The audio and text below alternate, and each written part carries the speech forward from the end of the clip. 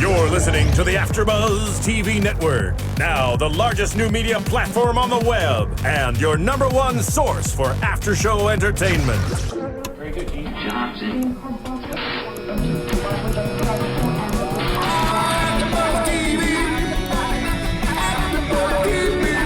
From the AFTERBUZZ Studios in Los Angeles, California, presented by Maria Menounos and streaming live thanks to Akamai Technologies. This is AFTERBUZZ TV's Blacklist After Show.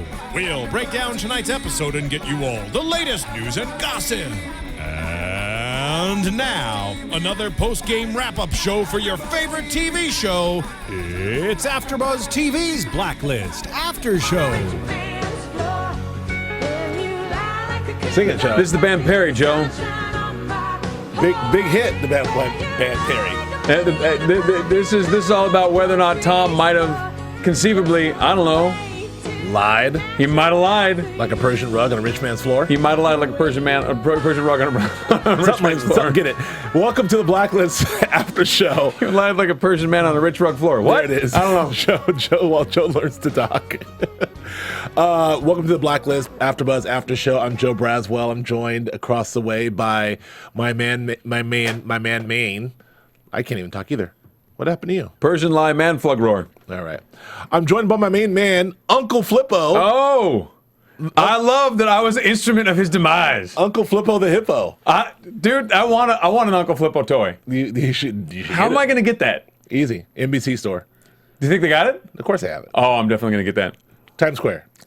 I'm not going to Times Square to get it. Not Times Square. 30 Rock. 30 Rock. No, I'm not going to go to. They got to have it out here. There's an NBC studio out here. This is riveting radio. Yeah. I'm joined by Joe Sanfelippo. Joe, how are you? I'm living the dream. Joe, how you doing? I'm fantastic. We're not joined by Nanda Velasquez, who did not make it today. We're also not joined by the lovely Julia Kearley, who is doing some acting. Good for her. But it's just the two Joes, the Joe Show.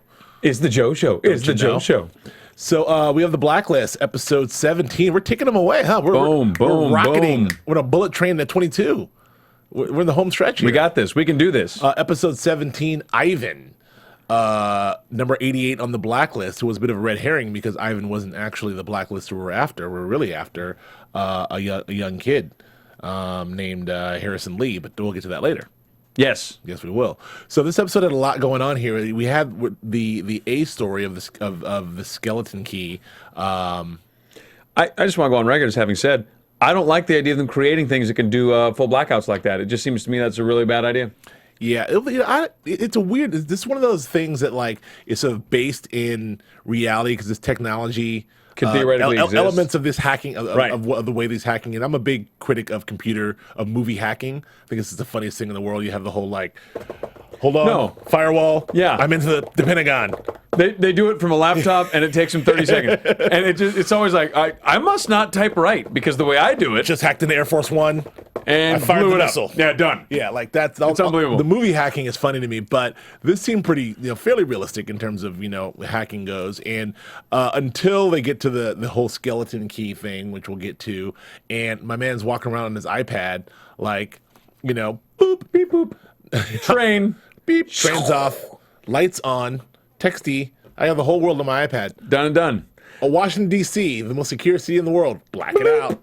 Like a skeleton key. I'm in high school. I got to tell you, I'm going to tell my daughters, if you ever sneak out of the house because someone sends you a text and they're able to light street lights on and off. Yes. When you get to the subway, it's probably time to turn around and go home. I didn't think that was her homegirl doing that. And how are you doing this? It's just me. Come down the stairs. Okay, I guess it's really weird that you would have this kind of power, but okay. There was a bit of a commentary on, sort of the millennials and texting, and no one picks up the phone. No one asks any questions. It's just like, oh, okay, yeah, it's you, my friend. Let's go. you obviously are who you say you are.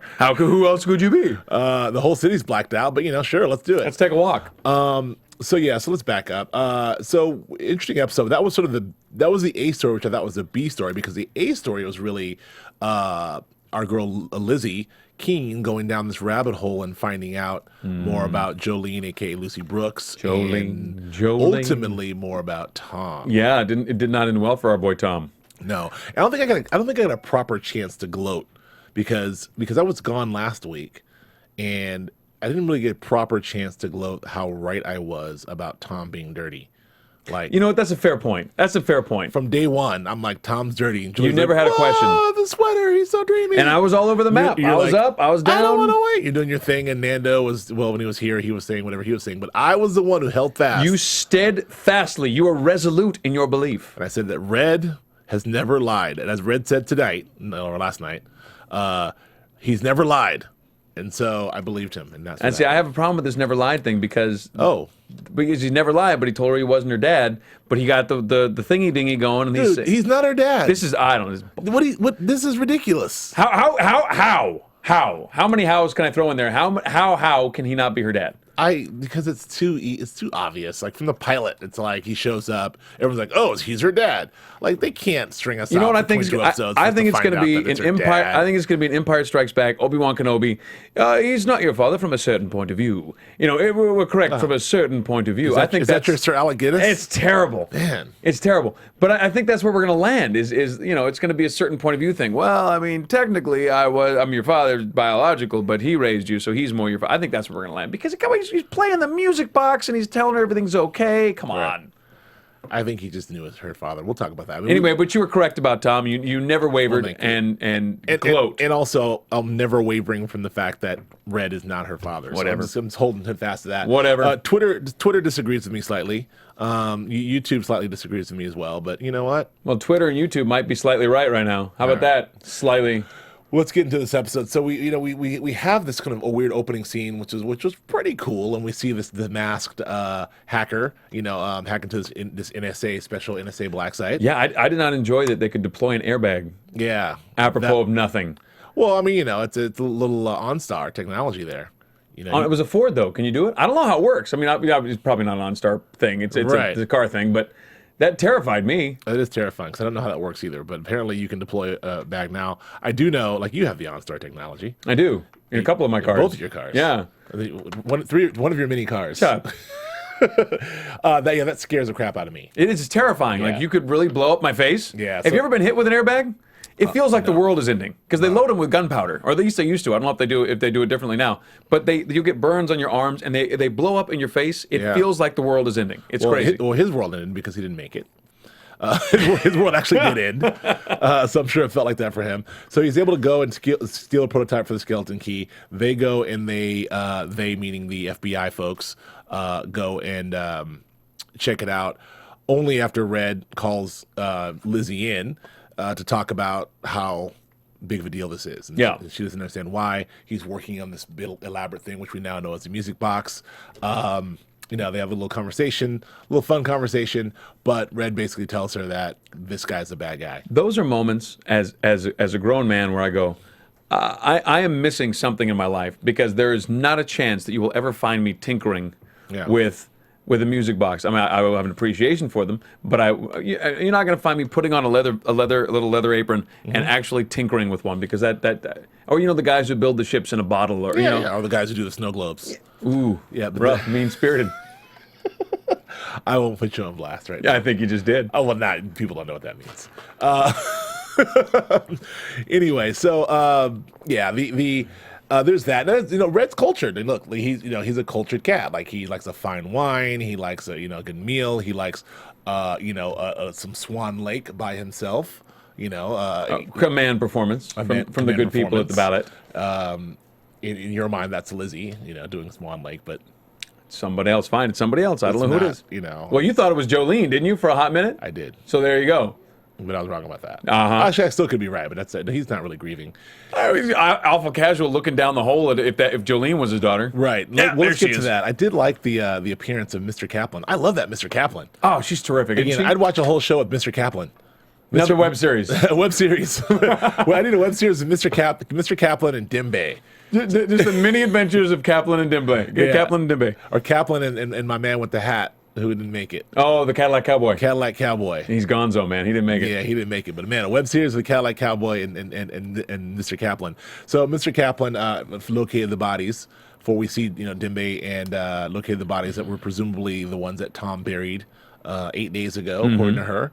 And Red's playing this whole thing pretty close to the vest. I don't think we as the audience really know where he's coming from on this. I mean, he was very vague about his what he was looking for with the Cadillac Cowboy, when he's talking to him about pick up Jolene, don't. I want to see how this played out. It's already played out. We know that he knows Tom is not who he says he is, but he doesn't seem to think Tom is enough of a threat to warn Lizzie or pull her out. I mean, it's a weird thing. Well, because I'm not sure if Tom, and we're not really clear if Tom is a threat, like he's there to kill her, or if he's there to watch her, or if he's there to infiltrate. I mean, we don't know what Tom's real motive is. Well, my presumption is this: Lizzie's nobody without Red. Right. I mean, she really isn't, unless there's something about Lizzie we don't know. No, she was just a hotshot recruit. That's it. Hotshot, That's it. Among dozens of hotshot recruits for the FBI, presumably at Quantico. So I mean, to me, it doesn't seem like Lizzie's enough of anybody for them to stick someone on her to marry her 2 years, underground, the whole 9 yards. So. It is my presumption that they knew, whoever they are, about Red's relationship to Lizzie, whatever that may or may not be, father, not father, Obi-Wan Kenobi notwithstanding. We're not sure where that relationship lands. So if my presumption again is that if Red is related to Liz or connected to Liz in a strong enough way, these people knew about it. So Tom is there for Red, not for Lizzie. Right. That would be my 2 cents. Right, but but the appearance of Tom so predates Red turning in himself that is that's a weird thing. In other words, they had to meet. He had to be planted, meet, court her, woo her, marry her, move in with her, live with her, and then Red shows up to turn himself in. Which again to me says that all this has been going on longer than we know about, and Red's been 20 years underground. So whatever this organization is in Berlin, they knew about Red and they knew about Lizzie before Red turned himself in. I'm not sure they're in Berlin. I think it's just Berlin. Maybe the code name, or Berlin is the headquarters or whatever it is, or the organization. Maybe Berlin's an acronym. Or it might just be the band. Maybe this whole thing is about the band on the metro. Yeah, you never know. Yes. Anyway, we digress again. So I don't know. I'm not so sure. I mean, I did say Tom's dirty and Tom is dirty, but I'm still not sure of his exact motives. But whatever his motives were, there were enough to kill. He's definitely not good because he killed Jolene and he killed the Cadillac Cowboy, but he still is not.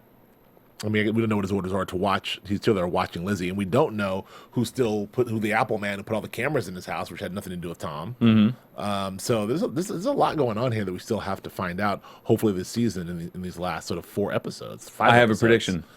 We're not going to find it all out in 5 episodes. No chance. All right. I wouldn't wrap it up that good. I gotta have some stuff for us to come back for next season. Well, we can have a launch into a whole nother. We can wrap it up and then ask a whole bunch of new questions in the season finale. I could do that. And then do that. That's how they've been known to do that. Who's they? The TV people. TV people. TV.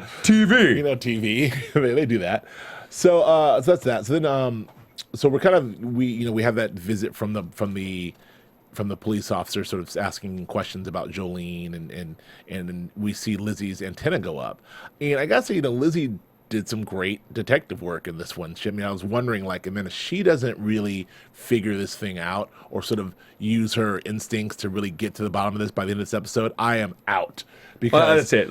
How many times? Yeah. She is the worst FBI agent. We've done so many FBI WTFs, but this would be it. And I'm so glad they made her credible enough to sort of follow up on these leads, do everything, look at everything, and then be able to say, okay. I mean, and have the wherewithal to sort of keep looking, keep digging, because she knew something was off. Something's not right. Right. She couldn't figure out what it is and why is this woman around. And now once she saw the lair with all the the high grade surveillance stuff and the weapons and all the all the stuff that was in there. This wasn't just some, dime store robber. This was a high level special ops woman, highly trained person. So, it's Tom, but so it's that's even scarier.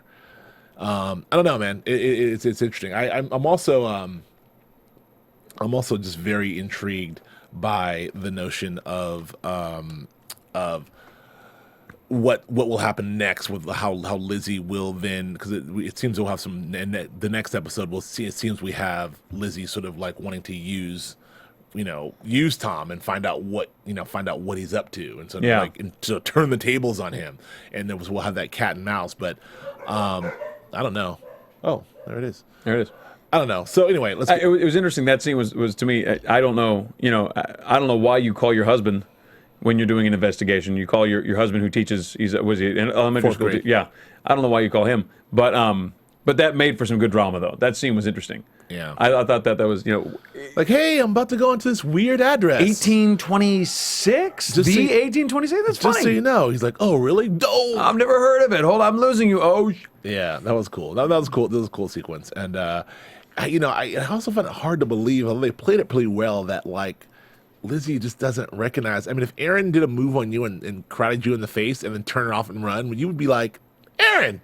I mean, even obstructed, like you know what your wife looks like smells like even would be a thing. Like you recognize the smell of your spouse. I don't know. I found that a little. It's a little hard. It's a little hard to buy. A little hard to buy. But you know, I don't know. I mean, maybe if you're a spy, maybe you put on different cologne when you leave the house. Maybe put on some different. I don't know how it works. Yeah. I'm not sure. I've never been a spy, but I.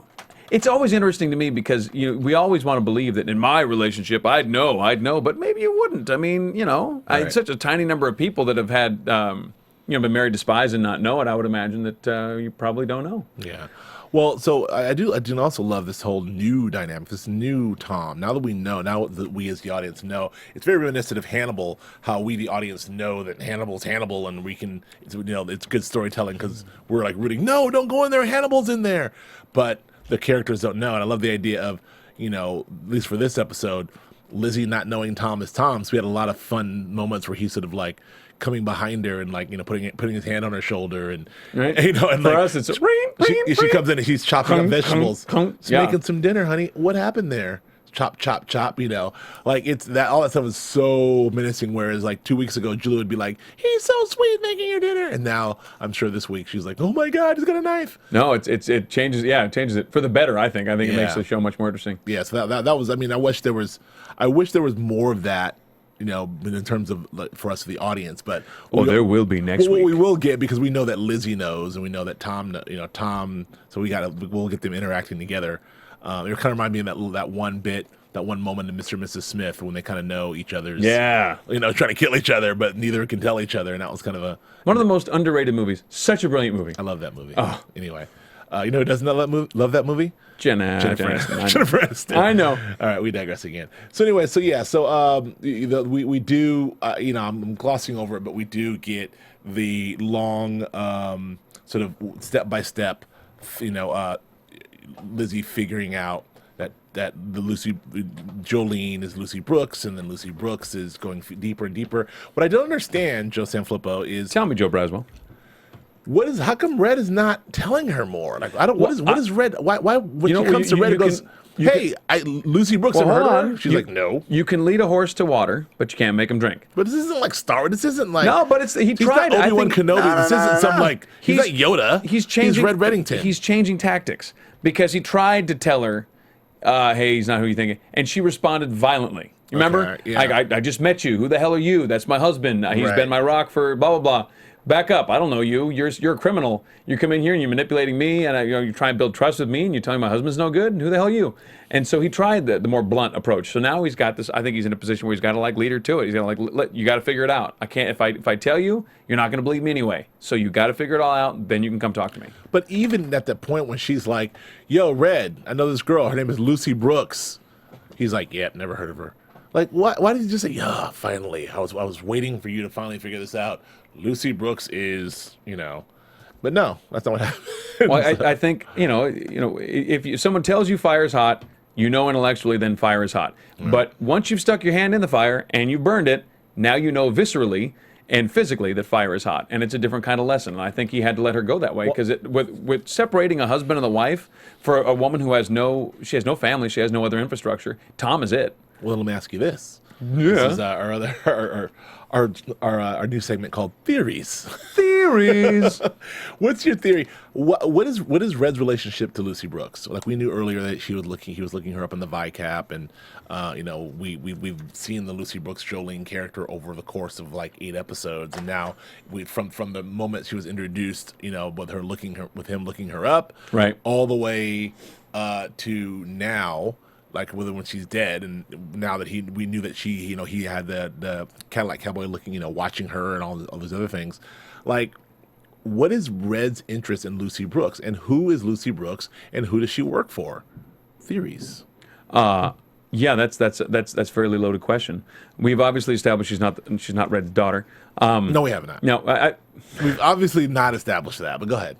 Come on. Go ahead. Casually looking at her in the ground there. All right. You're right. Okay, fair enough. I think that I don't know. I mean, there's obviously so many competing interests. There's Apple Guy, but it doesn't sound like Lucy's connected to Apple Guy. Yeah. There's Tom's people. There's Berlin, whoever they are. Whoever they are. There's Alan Alda. Alan Alda. We don't know where Alan Alda lies. Could be either of those. Could be neither of those. Could be it could be obviously Red's got his own cadre of people, but obviously she's not connected to that. But I'm saying like the whole. Then there's my super secret blacklister to be named later. Right, the Uber nemesis that hasn't come along. The Uber arch blackest. The Uber nemesis isn't. Who's someone's in the top 5? Because when we get to the top 5, that's when these are like things are gonna jump off. Yeah, these are the people that are really Red is really mad at. Right. I'm number 88, Ivan. Yeesh. Come on, 88. He's a functionary. Like we talked about this weeks and weeks ago. Right now, we're going after functionaries. We're not going after planners. We're going after people who make things happen for the people who are making things happen. Right. So I don't know. I really don't know. I think I think there's like 5 or 6 different solid different groups she could belong to, and we don't know at this point who it is. And she could belong to the same. She could be part of the same group Tom is part of. It sounds like she actually is. Well, there is some like Berlin was worried. Yeah, you tell Berlin, But why does then why does he kill her? That's the question. Like, why kill her? Is it because she pushed? Is it because he didn't try? So presuming that they work for Berlin and that they work for the same agency, why did he kill her? Did he kill her because she pushed too hard? She showed up at the house, was too in his face. Yeah. Why did he whack her? I have no idea. I need help. iTunes, YouTube, help us out on this one. We have no Twitter. Like I have no idea. We need a slide rule and a calculator, something, an abacus. We can't get to the bottom of this. Very, very curious about that. So now, so now that Lizzie knows and Red knows that Lizzie knows, and Tom is, as you told, Tom did that explanation of, I'm glad last episode how he was talking to Jolene about, how oh my God, she did this, and someone bugged her house, and she found my Go Box, and this happened, and he played everything pretty well. But now what's going to happen? Like, what's going to happen with Lizzie and Tom? This is still in theories. My theory is that obviously Lizzie's going to have to play Tom and try to figure out who he's working for. Right. But that's going to get sketchy because then there'll be those, oh, I love you. Okay, you're going to work. All right, I'm going to go sneak around our bedroom now and see if I can find some things. Yeah. And so she's going to sneak around the bedroom, and that'll be suspenseful. And they still got to do it. They do still got to merp. They got to merp it up. They got to merp like a mother merper. Like a merp. Like a mother merper. I don't know. This is a grown-up podcast. We're adults, maybe. Yeah, but that's not gonna. That I love those. It's always fun to me when you get in these situations where both sides are completely playing the other one, and now the relationship is totally fabricated in the middle, and so everybody's playing nice, but nobody really likes each other. Right. It's interesting. It makes for a good. It makes for good television. Yeah, so I mean, she's going to have to go digging around. He's probably going to give her a couple of near misses there. We're going to have those over-the-shoulder shots where now that we know Tom is sinister, so she's going to be able to respond to the fact that Tom is sinister all the time. She'll be always freaked out when he's coming up behind her. There'll be all that. I don't know where they go. I mean, we're going to milk him, right? Right. Try to find out who he's working with and what's the purpose, I guess. Interesting. What are your thoughts, Joe? I have no idea. I have no real theories. I'm really at a loss. I'm just curious. You're like a black hole of questions. You said this is our new segment, theories. You have yet to offer one. Why? No, I'm not gonna say why. I gotta be. Why? No, not even think about it. No, I know. No. So yeah, I'm really. I don't know, man. I'm just really perplexed by this whole Lucy Brooks thing and like, and everything else. So we'll just see how it plays out. Let's switch back over to the FBI and the case. I mean, I was kind of bored with the case. I mean, I was kind of bored of this because we haven't talked about it and we're 24 minutes in, but let's get let's cover it. You know what I think happened in this case that was boring? Yes. Am I right? Were you like, yeah. the skeleton key, what's going to happen? It didn't do much for me, and I think. And then the payoff is like a teenage kid stalking a girl. I think, and did you feel? I empathize more with the kid than anybody else. I mean, I felt like, oh well, poor kid gave his grandma more Social Security. That's right. Nice. He's just trying to make a move. How is this any different from John Cusack and Say Anything holding the boombox up? That's it, right? Like, this is the same thing. This shutdown city and this stolen subway is my boombox. It's my boombox. What was the song? Oh, in the Peter Gabriel joint. Oh, yeah, I think so. Right. Anyway. In yours. Thank you. Marissa Serafini, best producer in the business. Yes. Now, if you'd have dropped that, if you'd have had that playing, if you'd dropped that on the iPad, that'd have been it. I won't say. That'd have been the way to do it. Anyway, so yeah. So what did you think of this? You know why I didn't? The Ivan storyline. I didn't get as invested. I think if they'd shot it a little differently, if you'd had a couple of ambulance crashes when the power went out, if you'd had people trapped in elevators, if you'd spent. What do you? God, no, you have to up the stakes. All right. That's what engages us is when the stakes are higher. So they shut down all the power in Washington.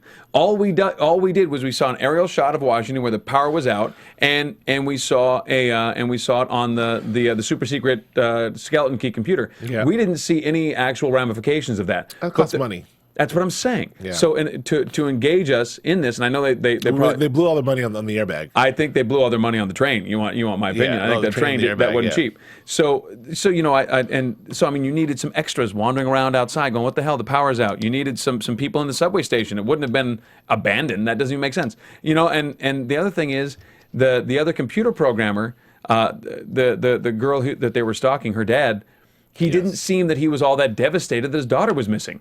You know what I mean? Like, that should be a panicked mess. And those are the things that they could have done to up the stakes, I think, on that. I think their focus was in another direction. Well, I think I don't agree with everything you said, but I do agree that the stakes weren't high enough. That's what I think. So that's why we didn't care. Yeah. I don't know what they could have done to solve that. I don't know if they blowing up some more stuff would have done it for me, but I just feel like I didn't care. I didn't care about Ivan. Well, I think I know why they did it that way too, because I mean the way they had written the resolution, right. They had written it like we're empathize with the kid. That was how the resolution was written. So if you amp up the stakes too high, then the resolution doesn't work. Right. So I mean, if a busload of kids go driving off a cliff because there wasn't a light at the bottom of the hill to stop them, right. then at that point we're like, well, screw this kid. But at the end of it, they were trying to get us to empathize. I think so. To be a sympathetic figure. We did get some cool Red Reddington lines out of this, though. We got a lot of some Redisms. We got the laugh. I know, we got a lot of that. His brother and I shared a lovely meal of jellied meat and a gallon of vodka while Ivan had his hand in my pocket. There's that stuff. Jellied meat. I've never had jellied meat. I've never been in Russia. I'm an uncultured screw. I have had a gallon of vodka. You have? I'm fairly certain I've had one with you. Yes, not with jellied meat. So yeah, I mean there were some cool things, and then he finally had that little moment where he had to they staged that thing with Ivan where they. I like that. That was great. That was a cool thing, and where wrestler got to act dead with a little blood pack. Pop pop. Yep. And that was cool. And then they're on the private jet, and he's chatting them up. I like that whole thing with Ivan. I like that he charged him $3 million in interest. Yes. And we're going to go, but we're going to go after you. I like the little thing about the iPad. Doesn't the fingerprints? Didn't that? Yeah. That's just more red business that he does. Yeah. I'm just iPads, man. You can hack. You can transfer 8 million. If you're a really good hacker, all you need is an iPad, not even an iPhone. What do you need? You can do it. Beep, beep. You $8 can million. Done. Running from the FBI in the back kitchen of your favorite Russian bodega. Okay, that's the new that swipe, punch. Send is the new. Yeah. Hold on, and we're there. 8 million done. Instead it's just swipe. Boop, boop, boop, boop, done. Let's go. Swipe. I have the entire city. hacking, TV hacking, and movie hacking has come a long way since the days of war games. I can't figure out how to make my Bluetooth home stereo system work for my phone to save my life. Like, God damn it! You know? I don't know, man. So anyway, so that was a cool thing in the plane. So then he assesses that Ivan's not the guy. Ivan confesses he's not the guy. That was good. I like the way he did that. Yes. The actor was that when he's drinking that drink a little harder than he ought to be. Yeah. You have no idea what I'm talking about, do you? So then they went through and did some our boy Aram, who's our contestant name, Aram, right? I think so. The computer guy Seems right. did a lot of he had some intel about the bag and the airbag and was deployed pre-crash, which we talked about already. But then they found out that they traced the skeleton key to an old lady's house because the Social Security bit, right? Yeah. That's how they found him. That's how they found him, was because he's using that to give his grandmother some more money. Yeah, which is why we like him. All right. I think that's how they did it. I didn't follow it 100%, but it was the Social Security somehow or another. That's how they caught him. They found he has a grandson, and that's what led him to the high school, right, where he's having a lunch, and that was an FBI WTF of epic proportions. Like, I don't know about you, but if you're in your classroom and somebody comes to the door, right, and there's one door in and one door out of the classroom, and they say, "Hey, Joe, someone would like to see you in the office," right, then I know where Joe is. There he is, and he walks to the door, and that's it. Right. There's no opportunity. Let's storm the barricades with the lights flashing, and hopefully we'll arrive at lunch where everybody's in the cafeteria, and we'll blow the place up. How about Wi-Fi? I mean, my man is like $8 million from the iPad. So he's on the AT&T network. Is he on Verizon? I mean, what's he rolling on? It was fast too. So I'm guessing that could have been 3G. Couldn't have been 3G. That was 4G LTE. No question. I don't know. That's like there had to be a Wi-Fi there. And even in the school when he's running through and he's like beep boop boop boop beep boop beep, fire alarm like that. Is the school just Wi-Fi'd up? Must be. And then my man, we know that he had the cell tower going. So when he blacked out the whole city, right. He can do his thing still, but man, on the train underground, Wi-Fi was like full. I don't understand. You know what? That's a very good point. I just need to know the technology that's involved here with the skeleton key. So you're saying on the iPad. So presuming that this all made sense, he was bouncing off of. I'm guessing there were cell phone boosters in the subway, because I think New York has them now, where you can use a cell phone. New York has them. San Francisco definitely. San Fran has them. Yeah. LA does not have them. No, because we're a little bit behind. A little bit. We're way we behind. dug a hole. We put a train in it. Yay! It goes 2 miles. Right? Congratulations. It cost $47 billion. Congratulations, Los Angeles. I love it. But so presuming they would bounce off the boosters in the trains, and that would go up to the cell tower, and then that would, I don't know, loop back to the train. I don't know, man. I don't know either. The skeleton key is technology far beyond us. Again, I can't make my soma work. So what am I talking about? So he does that. So we see that scene where they find him at the high school. He chases him down. He eludes them by doing the beep bop boop beep. Yeah, the beep bop boop beep beep. There it is. That's an old David Spadeism. That shows my age too, because there is no sounds anymore. There is no beep boop bop boop beep boop. That just doesn't happen on your cell phone. On your house phone. Old. I'm old. So he does all that stuff. They lose him. Now, how a 17-year-old kid evades the FBI is beyond me, and they got called out on that as well. But they do eventually find him, and and bring him to justice. And Lizzie talks him down, which she's very good at doing. And the end. The end. Yeah. Or wait, we've got a scene with Dad or Red. I don't know. Yeah. Hold on a second. Now let's talk about. Are you ready to talk about that? I guess. You don't have to talk about it. I mean, it's a way. Okay, go ahead. Let's talk about it. I feel we ought to talk about it. Convince me why right now, you and your minions, your Twitter followers, all of your people. I have no minions. Convince me now. I have no minions. I own all I have. Why Red Reddington is definitively the father. All I have is the truth. All right. Here's my question for you, and you whatever, do what you want. Okay. Now, let's presume that you know that we're gonna go. We'll presume your side of this, that Red is not her father. Right. That he knew her father.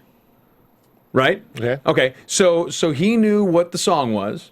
Yeah. He knew how to hum it. He knew to find. They grew up together. My kids, they were buddies. So you're saying that? So I don't have. You're one of my best friends. I don't have any. Whatever I'm humming to my kid before she goes to sleep. I don't think you know it. Oh yeah, I do.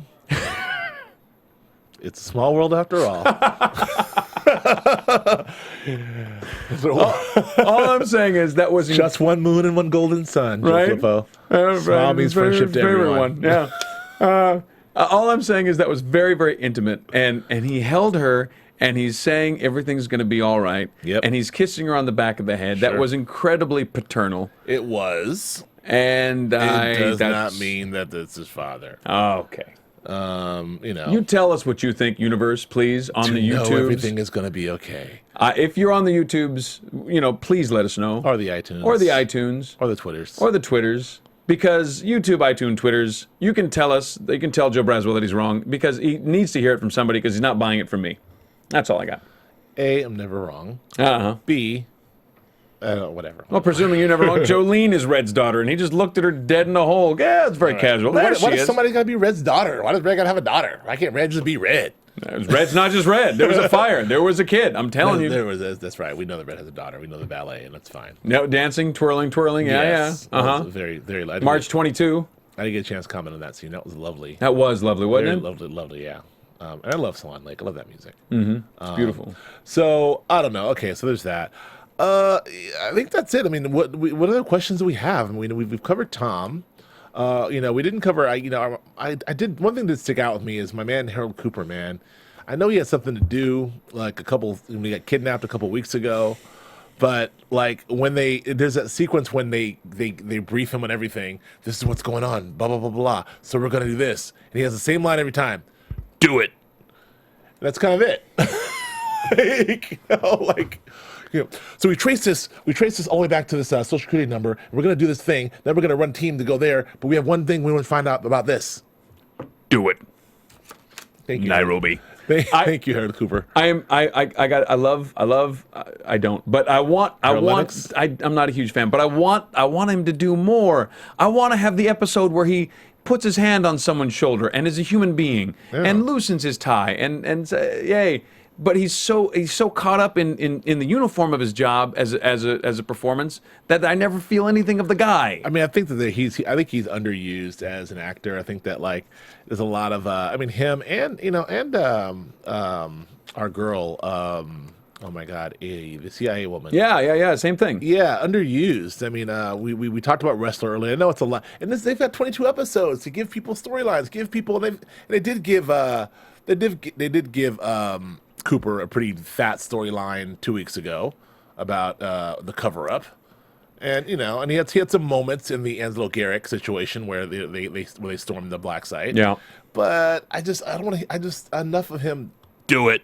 I get so tired of it. It's like a walking, talking uniform. Yeah. I want to hear a human being. Right. And that to me, I get like the pissing contest between the NSA and the FBI when they're both at the junkyard there. Essentially, that was kind of cool. That was cool. Like Dad shows up. Right, and apparently it's a Tahoe or a Suburban. If the director comes, he gets an Escalade. Yeah. I know GM upgrade, baby. That's how it goes. Works. I'm sorry. I'm gonna need the electronic system. I did love that. That was good. That was something. Yeah, fun, and that was the good and strong, and that completely makes sense. And he took care of his people. Like, are you guys okay? Right. Like, Dad, help us. But I want to feel something else. I'm Assistant Director Harold Cooper. Yeah. Who the hell are you? Who the hell are you? I want to feel something more. I just want that, and hopefully they'll give it to us, and we'll stop whining about it. And then Wrestler. I mean, again, we talked about this in the following. I hate to jump from show to show, but the worst kept secret of the will they won't they is Max and Max and Mike on the Max following. And Mike on the following, and the second worst is Lizzie and Wrestler here on Blacklist. Wrestler. Like, do it already. Like, it's all. I mean, we know. I don't know. Like, come to the house. My girlfriend Tom is cooking. I mean, that's how it sounded to me. That was rough. No, it was none of that's and he's like, no, you guys, you don't need a third wheel around, or whatever he said. You got someone to go home to. Yeah, that's it. You have someone to go home to, unlike me. And she's like, oh. His hair is on too tight. Yeah. I think that some of the stuff that's missing from this show from these guys. It's a good thing Tom is a psycho killer, because now this opens the door. Oh, yeah. For Wrestler to just slide right in there.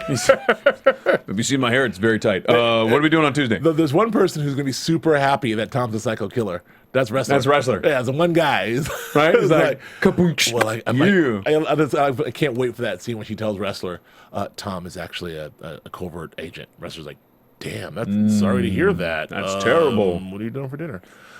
Wonder if I might be able to give you a massage. Right. I want, this is my want. I want these folks to have more of the season wear on them. This is my want as an audience member. Okay. It seems to me that wrestler, all these terrible things keep happening, right? But he still shaves the same way every morning, and his hair gets parted just as extreme. And I feel like they're not wearing some of the things that have happened already. Right. And I want them to wear them. You know what I'm saying? I think it makes for more interesting television. If people are damaged, I'm more interested in watching. Right. And so there's been plenty of things that have happened this season, I'm sorry, to damage people, and it doesn't appear to be sticking. Right. Does that make any sense? That makes sense. And I that's what I want. All right. Well, we want the same things. Do we have any news and gossip? Do we? I don't know that we do. I don't think we do. I mean, I'm sure there's plenty to newsy and gossipy about, but I got to tell you, I don't have a lot of news. Well, then let's jump into predictions. Well, man. Hold on. Did you find some? Well, we stopped mid drop. That's never happened before. Wow! Stop mid drop. Stop mid drop. Don't do that. No. What do you got? I was gonna just give some shout outs. Do it. But, Tickety. My internet does not want me to do that. So this is riveting radio. We're going to wait for this to load. Joe, what did you do last night? If you're listening to us on iTunes, we appreciate you downloading us on iTunes. And if you are doing so, we love a certain rating. There's a certain rating we think is the best one we can get. And Joe, what rating is that? Maybe 5s. That's 5s. I think we like 5s. But we also appreciate all of your comments and everything else. So we appreciate it. Hey, man. What happened there? I'm not sure. Oh, that's me. Okay, here we go. All right, so comments, people, YouTubers, Terry Pitnick, Tickled Tea Lady, of course, Ruben Carpenter, PXT News and stuff, Evine Bazid, Caitlin Kelly, Katie Lynn, I'm sorry. Is it Katie Lynn? Yes, Caitlin Kelly. Super October 71, Kyle Burrell, Melina Torres, Baby Girl 1920, Doris Maynard, Sasu 1 2 3 4 5 6 7 times 1, who's listens to us on a couple things, Danielle Brown, King Sport Cal. All right, and my evil twin brother Bart J. Braswell. Yes. He's I don't know about that guy. That guy's kind of shady, that Bart Braswell, but I don't trust him. I don't know. I wouldn't leave him alone in the garage with my dog. I love that Bart Braswell has been showing up on our feeds lately.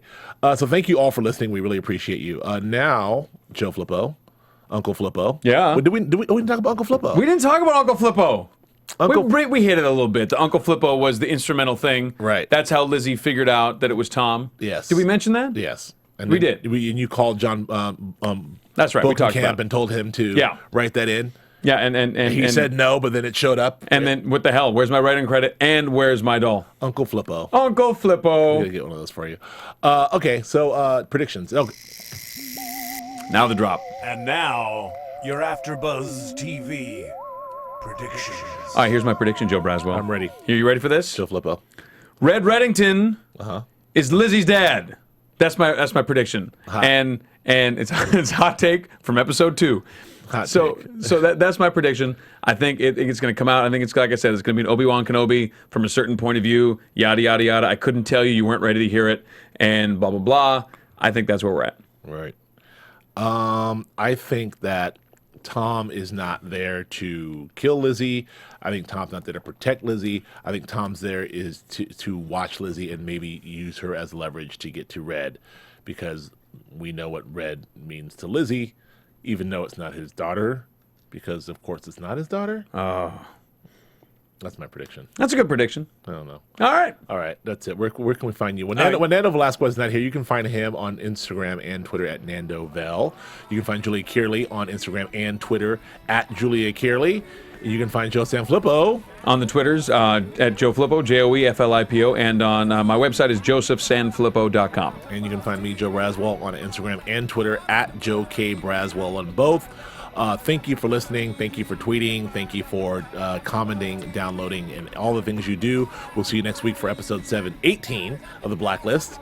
And that's it. We're out. Boom. You need From executive producers Maria Menounos, Kevin Undergaro, Phil Svitek, and the entire AfterBuzz TV staff, we would like to thank you for listening to the AfterBuzz TV network. To watch or listen to other after shows and post comments or questions, be sure to visit AfterBuzzTV.com. I'm Sir Richard Wentworth, and this has been a presentation of AfterBuzz TV. Buzz you later. The views expressed herein are those of the hosts only and do not necessarily reflect the views of AfterBuzz TV or its owners or principals. Thank you for watching AfterBuzz TV on YouTube. For more of your favorite after shows and interviews, subscribe to our channel here, and be sure to share your opinion on the episode in the comment section below here. We'd love to see what you guys are buzzing about. Thanks again. Buzz you later.